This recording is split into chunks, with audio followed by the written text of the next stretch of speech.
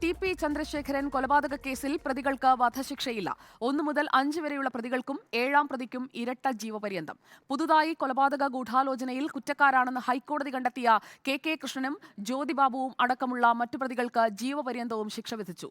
വിചാരണ കോടതി വിധിച്ച ശിക്ഷാ കാലയളവ് ഉയർത്തിക്കൊണ്ടാണ് ഹൈക്കോടതിയുടെ വിധി.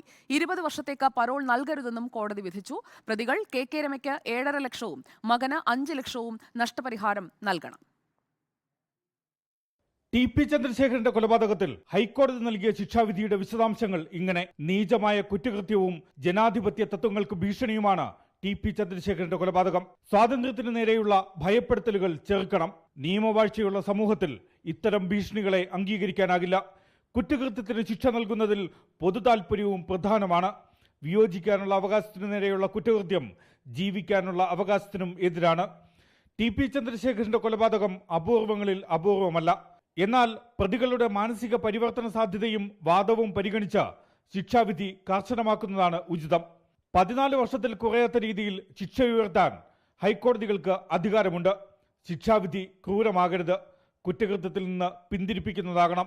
നിരായുധനായ മനുഷ്യനെ 6 പേർ ചേർന്ന് ക്രൂരമായി വെട്ടിക്കൊലപ്പെടുത്തി.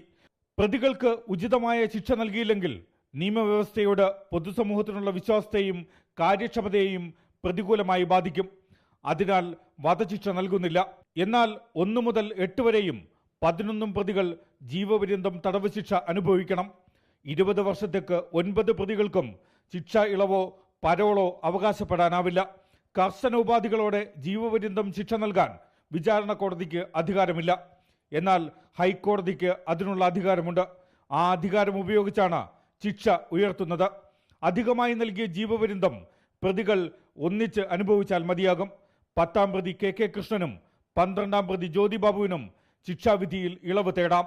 18-ാം പ്രതി വായപ്പടച്ച് റഫീഖിന്റെ ശിക്ഷയും ഉയർത്തുന്നില്ല. 31-ാം പ്രതി ലംബു പ്രദീപിന്റെ 3 വർഷം ശിക്ഷയും ഹൈക്കോടതി ശരിവച്ചു. ലംബു പ്രദീപിന്റെ ജാമ്യവും ഹൈക്കോടതി റദ്ദാക്കി. നഷ്ടപരിഹാരമായി കെ രമയ്ക്ക് 3 ലക്ഷവും മകൻ അഭിനന്ദിന് 2 ലക്ഷം രൂപയും നൽകാനായിരുന്നു വിചാരണ കോടതിയുടെ വിധി. ഇത് യഥാക്രമം 7.5 ലക്ഷവും 5 ലക്ഷവുമായി ഹൈക്കോടതി ഡിവിഷൻ ബെഞ്ച് ഉയർത്തി. Reporter Shyam Devaraj, in reporter, Kochi.